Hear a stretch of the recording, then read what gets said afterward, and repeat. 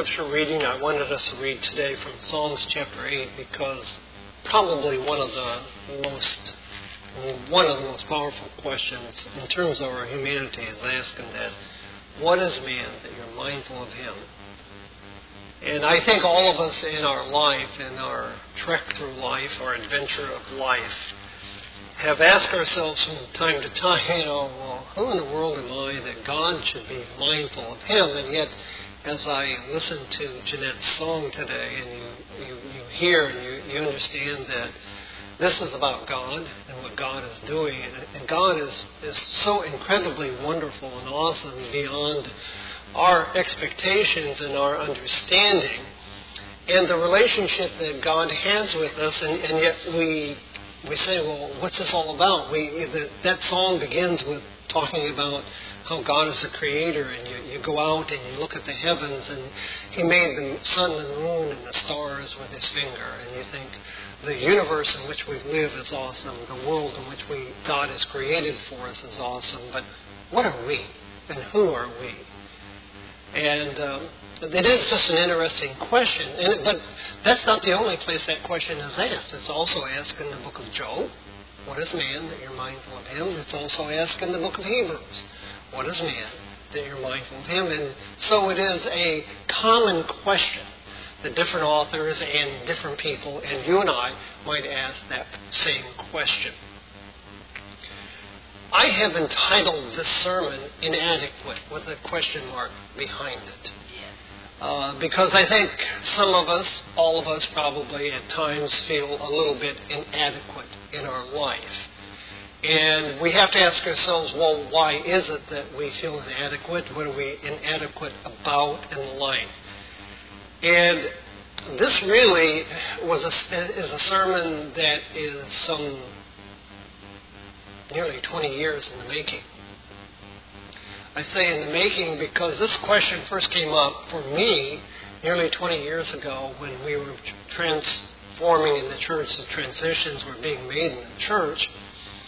And in one of our ministerial meetings when all this stuff was happening, I remember someone asking me, we're just talking, and my response to my feelings at that moment was, well, with all of this transition and all that, and all the things that you're saying that we need to change, and what we know and what we don't know, I have this incredible feeling of inadequacy.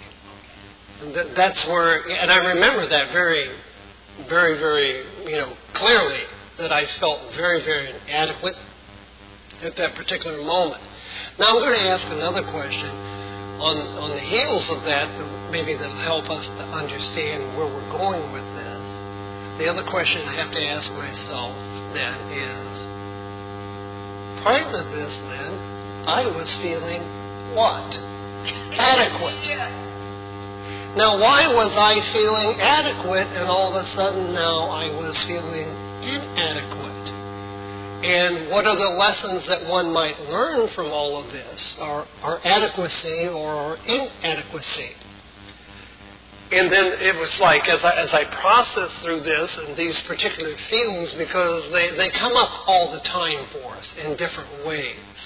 There are things that make us feel adequate. For example, people who support us, encourage us. When we kind of get things right, we feel adequate.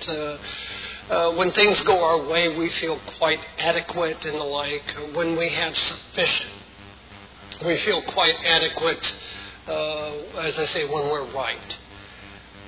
But the reality of what Jesus said, in terms of us maybe understanding and appreciating this, Jesus said, I of myself can do nothing. That is an expression of inadequacy on one way of looking at it, and a total dependency on God on the other hand, which is totally adequate. Jesus did not feel insecure, because I think in our humanity, my humanity anyway, and I'm not trying to project my experiences necessarily upon you, but if there are things or correlations that you might draw as well, then maybe we can learn from it in that regard. But what I felt like, to be adequate, if you know these things, if you have a relationship with God, then you can feel adequate. And I was kind of feeling adequate, but all of a sudden, all my foundation was taken out from underneath me, and I felt quite inadequate. So the question is, have we ever felt inadequate ourselves? Some of the time, all the time, or never felt inadequate? Just depending on our experiences. And are there areas of our lives, though, that we do feel adequate or more than adequate? Some of the time, always, never, or all of the above. And I put that kind of like options that we could choose from, that we think we're quite adequate. I think about the Apostle Paul and his expression when he said, there was a time in my life when I felt blameless. Everything was adequately taken care of. For example, I knew who I was. I knew that I kept the law. Things were fine and all of these things. And I felt very comfortable with myself. And it was on the road to Damascus that he began to feel inadequate. Things weren't going his way. Well, I want to go through a short passage of the Scriptures, things that Jesus said, and hopefully it will help us in this area to have an understanding and an appreciation of what God is doing in our life and see what He is telling us. And I think it is very, very encouraging. I had a conversation with an individual this past week, and they were talking about how that their life before 1984 was one basically of backsliding and all of that, and then they went into seminary, and they were or tried seminary, but they realized, or they said, I really couldn't take the classes. I had to audit the classes because I didn't feel like I could do the paperwork. I didn't have the wherewithal, and you could just hear this feeling of inadequacy on his part. So with this thought in mind, let's begin here in Matthew chapter 11, verse 25 through 30. We're going to cover all these scriptures in part. By the way, I will not cover them adequately, but we're going to take a look at them.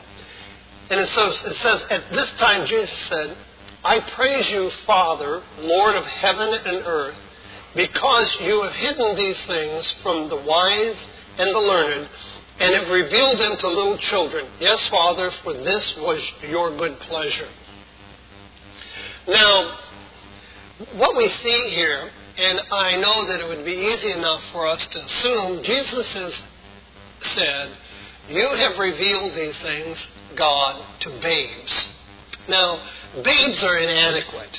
We think about inadequate in the sense that they have to be taken care of by other individuals. They don't have strength. They have to be carried around, take all those things.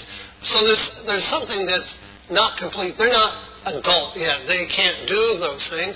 And in a way, you can take this as being demeaning. That is, these aren't the wisest people, because the next part he's going to talk about the wise and the prudent. And the like. So babes are inadequate. They're dependent upon others. So who did God hide these things from, though? Because he said he has hid these things from the wise and the learned, or the wise and the prudent. Now, when you think about this, wise means, the word there for wise in the Greek means practical. It means those with a skilled acumen, that is, they have talents, they have abilities. God hid them from those individuals. And then he says, he hid them from the prudent. And when I got to looking that up, we're talking about, and I thought, well, wait a minute here. Now, there's a little bit of difficulty that I have. Why would God hide things from the prudent? Because, you read the Proverbs, for example, and it says, the prudent foresees the evil coming and hides himself from it. There are accolades, there are encouragement. People who are prudent are people who have understanding and the like. Well, the word prudent means sagaciously or acutely intelligent. That is, insightful and wise. Now, why would God hide something from the insightful? feeling the blues today or tired of life already? Do you have questions about life or need spiritual advice? The Worldwide Church of God is located in Fairfield, Santa Rosa, and Modesto, California. We welcome everyone to attend our worship services with us every week at the times listed on your screen.